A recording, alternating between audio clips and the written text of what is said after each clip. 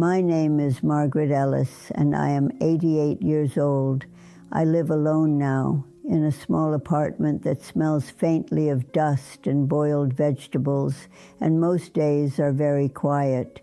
The quiet didn't used to bother me, now it does. I'm not telling this because I think it will fix anything. I don't believe that anymore. I'm telling it because there isn't much time left, and because I finally understand something that stayed just out of reach for most of my life. I finally understand why my children drifted away. I wake up early, even though I don't need to. My body does it on its own. The light comes in through the thin curtains around 5:30 in the summer, closer to 7 in the winter. I lie there for a while, listening to the building wake up. Someone coughing, a door closing, pipes knocking like they're clearing their throats. There's a chair by the window where I sit with my tea. It's the same chair every morning. From there, I can see part of the street. People walk by with purpose, backpacks, phones pressed to their ears, mothers tugging at small hands, fathers pretending not to be late. I wonder sometimes if any of them will end up like me, old, alert, and quietly surprised by how it all turned out. I have 3 children, or I should say I gave birth to 3 children, 2 sons and a daughter. I don't hear from them often, but I check. A birthday card here, a short phone call there. Christmas sometimes, sometimes not. When people ask me if I have children, I say yes. When they ask where they live, I say far away, even though one of them is only 2 states over. It feels far anyway. For a long time, I told myself stories about why things were this way. I told myself they were busy. I told myself this is just how families are now. I told myself I did my best, and sometimes best isn't enough, and that's just life. Those stories help me sleep. They don't work anymore. When I was younger, in my 20s and 30s, I was very sure of myself. Not loud sure, quiet sure, the kind that doesn't ask many questions. I married young. That's what you did. My husband, Robert, was steady. He worked hard. He didn't talk much, but neither did I, so it seemed like a good fit. We bought a house that needed work. Everything needed work back then. The roof leaked. The kitchen smelled like old grease. The backyard was mostly dirt and broken glass from some previous life we never knew. We fixed it slowly, or rather he fixed it, and I made sure meals appeared and children were fed and clothes were clean. That was my contribution. I didn't think of it that way at the time. It was just life. Days stacked on top of each other. I didn't dislike motherhood. That's important to say. I didn't resent my children. I loved them. I loved them in the way I understood love then, which was making sure they were safe, clothed, fed, and not embarrassing us in public. I believed love was demonstrated through duty. I was very good at duty. My days were full: laundry, grocery lists, school lunches, doctor appointments. Robert worked long hours, so I learned not to expect help. That wasn't bitterness, it was practicality. I learned how to carry things alone. I thought that made me strong. The children grew as they do. They had different personalities. My eldest, Thomas, was quiet and observant. My daughter, Elaine, talked constantly, narrating her thoughts as if silence were dangerous. The youngest, Peter, was sensitive in a way I didn't understand at the time. He cried easily. I worried about him. I worried about all of them, really. Worry was my constant companion. I wore it like a coat. When they came home from school, they would talk at me while I cooked. I listened with half an ear. My hands were busy. My mind was busy. I told myself I was present because I was physically there. Sometimes they asked me to look at something, a drawing, a report card, a story they'd written.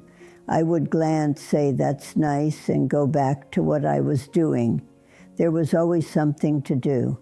I didn't think those moments mattered very much. There were school plays I attended but didn't really watch. I worried about dinner getting cold. I worried about whether Robert would be annoyed if things weren't just so. I worried about money, about appearances, about keeping everything running smoothly.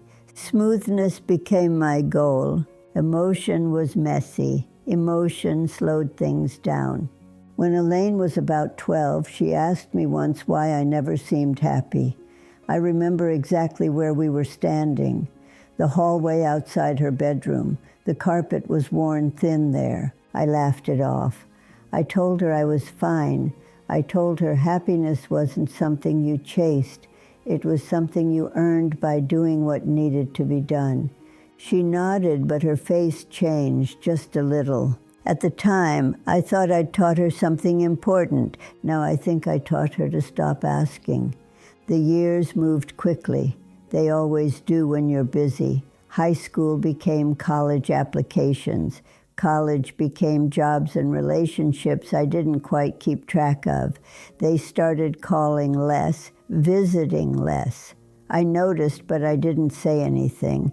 I told myself it was normal. When they did come home, I focused on logistics, sleeping arrangements, meals, schedules.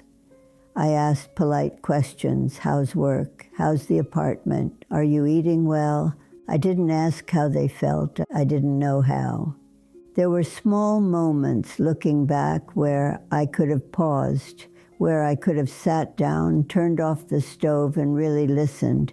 But I didn't recognize them as crossroads. They looked like inconveniences, like interruptions. The distance didn't arrive all at once. It crept in. A missed phone call not returned, a visit postponed, a conversation that stayed shallow because it was easier that way. When Robert got sick, things changed. He declined slowly, the way people do when age finally catches up. I took care of him. Of course I did. That was my role. I was efficient. I was reliable. I was lonely. The children came when they could. They were kind, polite. They thanked me. They hugged me goodbye. I could feel something unspoken hovering in the room, but I didn't know how to reach for it. After Robert died, the house felt enormous and hollow. I stayed there longer than I should have. I told myself it was because of memories. Really, I was afraid of admitting how little tethered me anymore. The calls from the children became more formal. Updates instead of conversations, holiday check-ins, obligations fulfilled. I started to feel like a distant relative. The turning point came when I fell. It wasn't dramatic. I tripped over a rug and broke my wrist. At the hospital, they asked who to call. I hesitated. That hesitation said more than I wanted it to. Elaine came. She sat by my bed and held my unbroken hand. We talked about practical things, insurance, the apartment, whether I could manage alone. At one point, she looked at me and said very gently, "Mom, you don't really let people in, do you?" It wasn't an accusation. It was an observation. I didn't know what to say. That night, lying in the hospital bed, listening to machines hum, I understood something I had avoided for decades.